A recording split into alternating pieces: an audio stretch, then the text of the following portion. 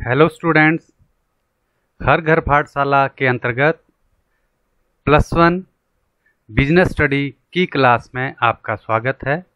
मैं उमेश कुमार, प्रवक्ता वाणिज्य, government senior secondary school Birtungal, district Mandi. प्यारे बच्चों, आज हमारा टॉपिक है कंपनी की स्थापना के विभिन्न चरण, stages of formation of A company, जिसके अंतर्गत आज हम बात करेंगे प्रमोशन यानी परिवर्तन की। प्यारे बच्चों, कंपनी एक वैधानिक व्यक्ति है, इसलिए इसकी स्थापना के लिए हमें बहुत सी अनेक वैधानिक औपचारिकताएं पूरी करना पड़ती हैं। इसकी स्थापना के लिए हमें विभिन्न चरणों से गुजरना पड़ता है, जिसमें पहला चरण है परिवर्तन यानी प्रमोशन, दूसरा समामेलन या रजिस्ट्रेशन, इनकॉर्पोरेशन और रजिस्ट्रेशन, और तीसरा और अंतिम चरण है व्यवसाय शुरू करना, कमेंसमेंट ऑफ बिजनेस। तो आज हम बात करेंगे सिर्फ परिवर्तन की। प्यारे बच्चों, जैसा कि आपने कंपनी संगठन के टॉपिक में पढ़ा था कि कंपनियों को रजिस्ट्रेशन करवाना पड़ती है। रजिस्ट्रेशन करवाने से पहले कंपनी का परिवर्तन यानी प्रमोशन अति आवश्यक है, क्योंकि आज कट थ्रोट कंपटीशन जिसे हम कहते हैं, यानी कट थ्रोट गला काट प्रतिस्पर्धा अपनी चरम सीमा पर है। किसी व्यवसाय की स्थापना करना आसान काम नहीं है।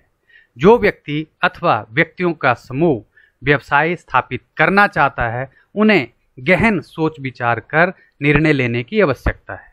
गहन सोच विचार करने के बाद स्थापित किया जाने वाला व्यवसाय ही सफलता की उम्मीद कर सकता है। अब यहाँ मुख्य प्रश्न यह है कि सोच विचार किस बात का करना चाहिए।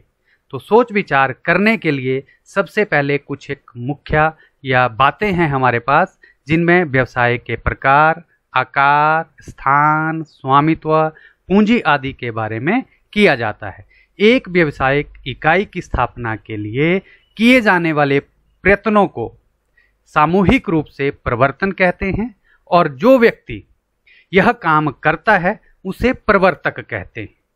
प्रवर्तक एक व्यवसाय की स्थापना की संभावना को जन्म देता है और उसे स्थापित करता है। यानी परिवर्तन का अभिप्राय उन सभी क्रियाओं के योग से है जो एक व्यक्ति को अस्तित्व प्रदान, एक कंपनी को अस्तित्व प्रदान करने के लिए जरूरी है। अब मैं बात कर रहा था कि प्रवर्तक का अभिप्राय उस व्यक्ति अथवा व्यक्तियों के समूह से है जो एक व्यावसायिक इकाई को अस्तित्व में लाने के लिए विभिन्न कार्य करता है। यानी परिवर्तन का अर्थ, हमारे पास परिवर्तन का अर्थ करने से पहले विभिन्न स्टेप्स हैं, जैसे पहला प्रमोशन, इनकॉर्पोरेशन, उसके बाद रेजिंग ऑफ कैपिटल, और लास्ट है कमेंसमेंट ऑफ बिजनेस। यानी इसके अंतर्गत हम छोटी छोटी बातें जोड़ेंगे, असेंबल करेंगे, इकट्ठी करेंगे और एक कंपनी या व्यावसायिक संगठन का निर्माण करेंगे।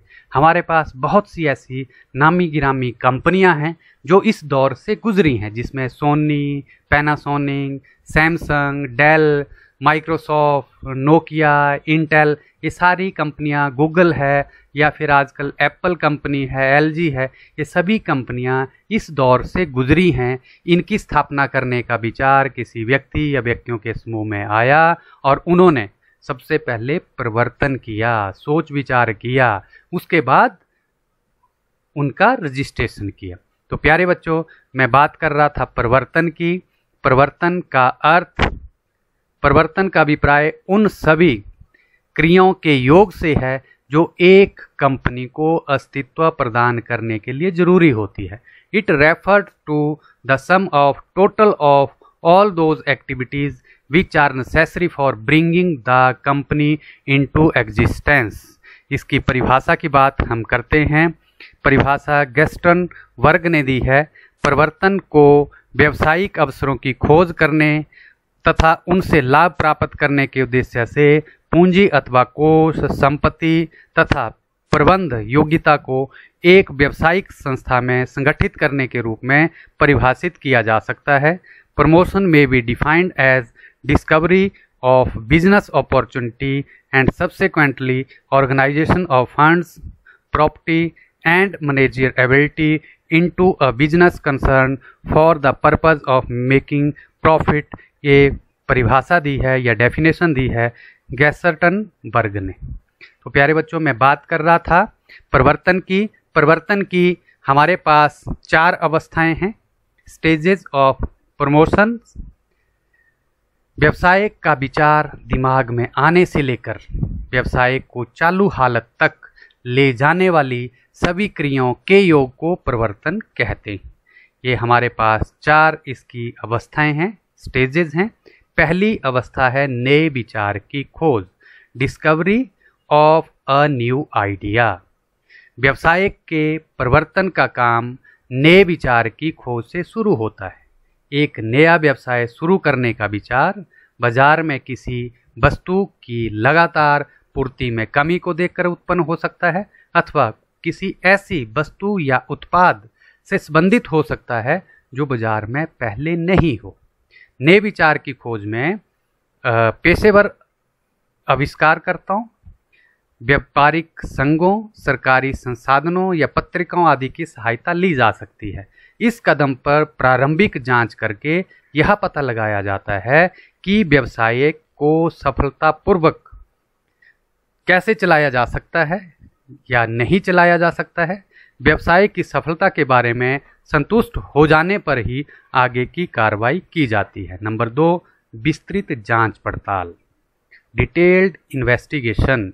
प्रारंभिक जांच पड़ताल कर लेने के बाद वास्तविक स्थिति ज्ञात करने के लिए विस्तृत जांच पड़ताल की जाती है। इसके अंतर्गत संबंधित उत्पाद की बाजार में मांग, कच्चे माल की उपलब्धता, कच्चे माल की लागत, मशीनरी की जरूरत, प्रतियोगिता की संभावना, उत्पाद की बिक्री का क्षेत्र, संभावित विक्रय मूल्य, संभावित लाभ, व्यवसाय का आकार, व्यवसाय का स्थान, श्रमिकों की उपलब्धता, पूंजी की आवश्यकता, सरकारी नीति, पूंजी की प्राप्ति की संभावनाएं, ये सारी चीज़ें इसमें शामिल की जाती हैं। इन सभी तथ्यों के बारे में विस्तृत विचार विमर्श करके एक रिपोर्ट तैयार कर ली जाती है जिसको प्रोजेक्ट रिपोर्ट कहा जाता है। यह रिपोर्ट सरकार से लाइसेंस और वित्त प्राप्त करने में भी काम आती है। यदि रिपोर्ट में नए विचार के पक्ष में निर्णय लिया जाता है तो आगे की कार्रवाई की जाती है, अन्यथा इस विचार को यहीं पर छोड़ दिया जाता है और अन्य नए विचार की खोज शुरू कर दी जाती है। नंबर 3, विभिन्न साधनों का एकत्रीकरण, असेंबलिंग डिफरेंट फैक्टर्स।